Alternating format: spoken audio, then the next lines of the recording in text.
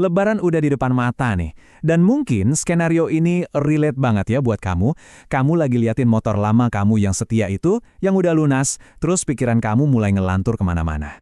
Coba deh, kamu lagi berdiri di parkiran, mandangin motor kamu. Motor yang udah nemenin jatuh bangunnya kamu merantau. Udah lunas, bensinnya irit banget, pajaknya murah lagi. Kalau pakai logika, motor ini tuh udah paling bener kan? Tapi tiba-tiba ada bisikan halus, suara ego kamu yang bilang, malu-maluin nah. Suara itu mulai meracuni pikiran kamu. Ngebayangin skenario mudik yang megah, yang kayaknya butuh properti baru nih buat pamer. Dan disinilah jebakan mautnya dimulai. Memaksakan gengsi dengan gaji yang pas-pasan itu ya, ibaratnya kayak gini. Maksa kaki ukuran 43, masuk ke sepatu ukuran 40. Dari luar kelihatannya keren, tapi di dalamnya jari-jari kamu udah berdarah-darah. Oke, mari kita bedah lebih dalam lagi. Jebakan status mudik ini tuh perangkap psikologis yang didesain dengan sempurna buat memanfaatkan hasrat kita, ya hasrat buat diakui orang lain. Langsung deh kebayang di kepala, pulang kampung naik motor baru yang gagah. Terus pas standar tengarnya bunyi ceklak di halaman rumah, semua mata tertuju padamu. Tetangga melongo, paman muji-muji, si mantan kelihatan nyesel. Fantasi-fantasi kayak gini nih yang jadi bensinnya. Sekarang coba kita bandingin deh. Kejayaan sesaat itu sama penderitaan jangka panjangnya. Yuk kita masuk ke sebuah simulasi kecil-kecilan soal masa depan yang mungkin banget lagi kamu pertimbangin sekarang. Hari pertama, rasanya kayak jadi raja dunia kan? Tanda tangan kontrak setebal skripsi di dealer. Pas minggu lebaran, kamu adalah raja jalanan. Mandi pujian di mana-mana. Tapi, begitu gajian pertama datang, jeleg, realita auto debit langsung nonjok.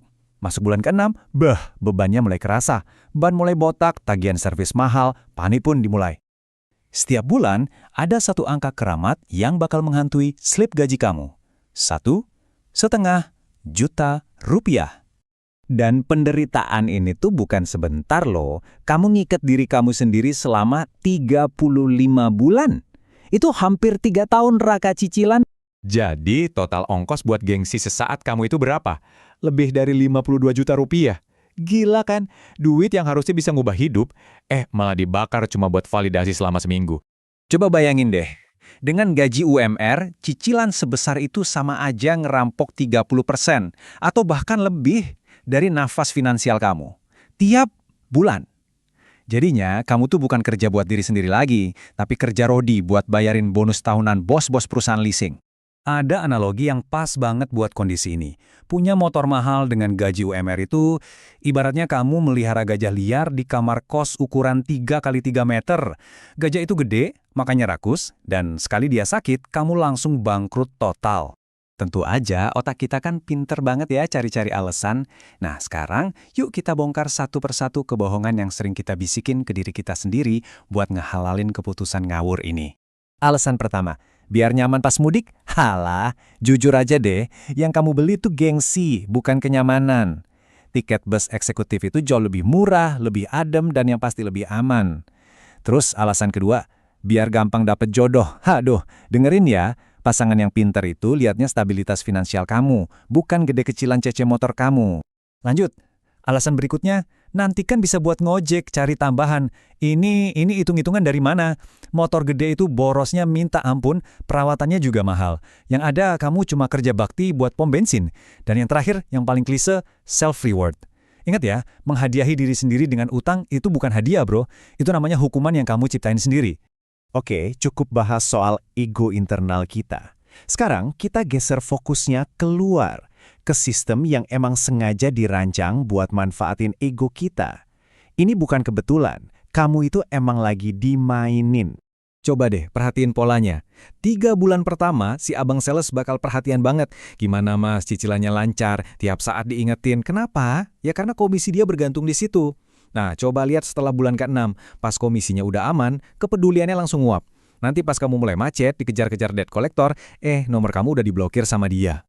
Jadi poin paling pentingnya tuh ini. Di mata sistem ini, di mata perusahaan leasing, kamu itu bukan pelanggan yang harus dilayani. Bukan. Kamu itu target bulanan. Kamu itu sapi perah yang utangnya jadi bahan bakar buat bonus tahunan para direktur mereka. Nah, setelah kita bongkar semua permainannya, sekarang kamu ada di persimpangan. Ada 2 jalan di depan kamu yang tujuannya beda banget. Ini momen krusial buat nentuin masa depan kamu. Oke, skenario pertama. Buat kamu yang udah terlanjur kejebak. Dengerin baik-baik. Pertama, telan dulu gengsinya. Buang jauh-jauh. Kedua, secepatnya coba jual itu motor atau lakuin overcredit resmi. Terima kerugian sekarang biar nggak makin hancur nanti. Potong semua gaya hidup yang nggak penting. Cari sampingan yang beneran, bukan yang cuma angen-angen. Dan yang paling penting, jangan pernah nutup cicilan pakai pinjol. Itu sama aja bunuh diri finansial. Sekarang, skenario kedua. Buat kamu yang selangkah lagi mau tanda tangan. Solusinya lebih gampang. Batalin. Langsung blokir nomor salesnya. Nggak usah pakai drama. Mendingan bawa motor lama kamu ke bengkel, servis total sampai kinclong lagi. Terus coba deh hitung. Kamu baru aja nyelamatin 1,5 juta rupiah per bulan. Kalau dikali 35 bulan, itu lebih dari 52 juta rupiah. Itu modal awal buat masa depan kamu yang beneran. Jadi, daripada duitnya dipakai buat beli barang yang nilainya turun terus setiap hari, kenapa nggak dipakai buat investasi ke aset yang nilainya justru naik terus? Yaitu diri kamu sendiri. Gimana caranya? Gampang. Duit 1,5 juta itu bisa buat ikut kursus, belajar skill baru, gabung komunitas online gratis buat jadi freelancer, atau kalau kamu tipe yang nggak suka belajar lagi, ya udah masukin aja itu 1,5 juta tiap bulan ke reksadana pasar uang yang risikonya rendah. Coba bayangin, dalam 3 tahun, duit itu bisa jadi DP rumah KPR, bukan jadi tumpukan besi rongsok. Oke, peta permainannya udah kita beberin. Kalkulator kehancurannya udah kita hitung bareng-bareng. Sekarang, lampu sorotnya ada di kamu. Pilihannya cuma 2. Gengsi seminggu terus sengsara 3 tahun, atau nelan ego hari ini demi masa depan yang aman. Keputusan ada di tangan kamu, sepenuhnya.